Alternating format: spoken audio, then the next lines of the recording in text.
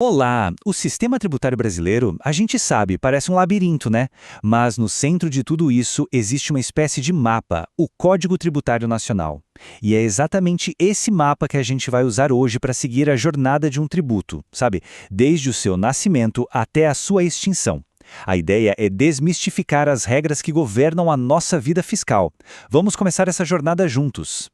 Bom, para começar essa viagem, a gente precisa responder aquela pergunta que parece a mais básica de todas. Pode até parecer simples, mas olha, a definição exata é a chave para entender o sistema inteiro. Então, o que será que o código diz para a gente sobre o que é, de fato, um tributo?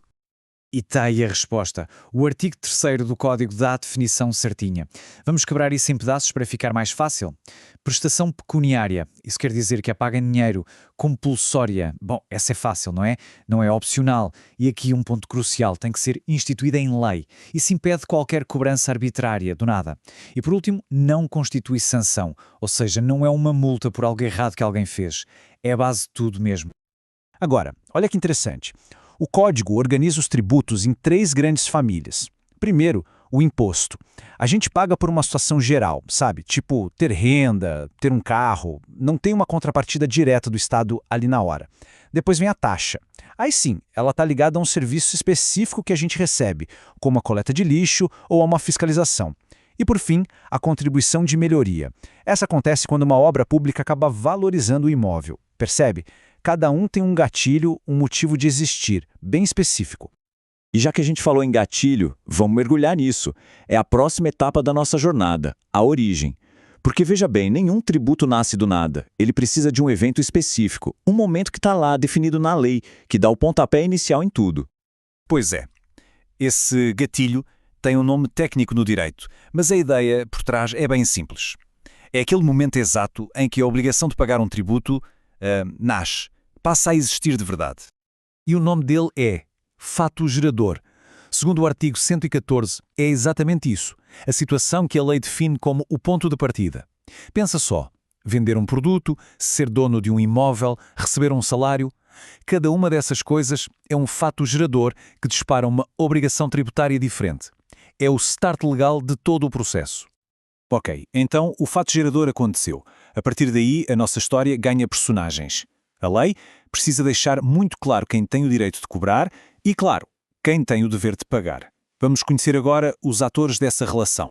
O primeiro personagem é o chamado sujeito ativo.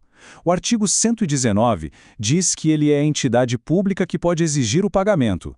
Para ficar fácil, é a União cobrando o imposto de renda ou o município cobrando o IPTU. Basicamente, é quem tem o direito de receber o dinheiro. E do outro lado da moeda, claro, tem o sujeito passivo. É quem tem o dever de pagar. E aqui o artigo 121 faz uma distinção bem importante. Olha só, existe o contribuinte, que é quem tem a relação direta com o fato gerador. Por exemplo, a pessoa que vendeu a mercadoria. E existe o responsável, que é alguém que a lei manda pagar, mesmo não sendo o contribuinte direto. O exemplo clássico é a empresa que retém o imposto na fonte do funcionário, sabe? Ela se torna responsável por aquele pagamento. Certo, então a gente já sabe o que é um tributo, como ele nasce e quem está envolvido nessa história. Mas, e aí? Esse poder de cobrar impostos é infinito? De jeito nenhum. O próprio código estabelece limites bem claros para proteger todo mundo. Vamos ver agora como essas regras do jogo funcionam. E o artigo 9 já começa com uma frase muito poderosa. Ele não lista o que o governo pode fazer. Ele diz o que o governo é vedado, ou seja, proibido de fazer. Isso por si só já estabelece um princípio fundamental. A tributação tem limites, tem regras que não podem ser ignoradas. E aqui a gente vê na prática alguns desses limites. São as famosas imunidades tributárias. O que isso significa? Que o Código proíbe cobrar impostos sobre o patrimônio, a renda ou os serviços de algumas entidades específicas. Por exemplo, templos de qualquer culto, partidos políticos e suas fundações, sindicatos de trabalhadores, instituições de educação e assistência social sem fins lucrativos, e até o papel usado para imprimir jornais e livros. São proteções diretas, pensadas para garantir liberdades fundamentais, como a religiosa, a política, a de associação e o acesso à informação. Bom, toda jornada tem um fim, certo? Depois de nascer lá com o fato gerador, ter os seus personagens definidos, a obrigação tributária também precisa de um desfecho. Então, vamos para a última etapa dessa nossa viagem. Como um débito tributário se extingue. E olha que legal, pagar não é a única saída. O artigo 156 mostra várias formas de zerar essa conta.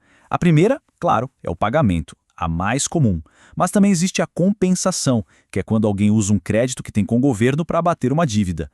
Tem a transação, que é basicamente um acordo para encerrar uma briga. A remissão, que é o perdão da dívida, concedido por lei, e um ponto super importante, a prescrição e a decadência, que em resumo é a perda do direito do Estado de cobrar aquela dívida depois de um certo tempo. É um reconhecimento de que nada pode ser cobrado para sempre. E para a gente ter uma perspectiva, um fato marcante. Todo esse sistema, toda essa estrutura lógica que a gente acabou de percorrer, foi estabelecida lá em 1966. Pensa só, é uma lei que atravessou décadas e décadas de mudanças no Brasil e continua sendo a espinha dorsal de todo o nosso sistema tributário. Isso tudo nos leva a uma reflexão final, né?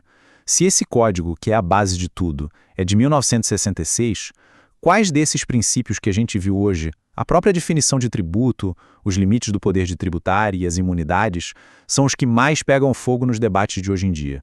Especialmente quando a gente fala de reforma tributária e do futuro fiscal do Brasil.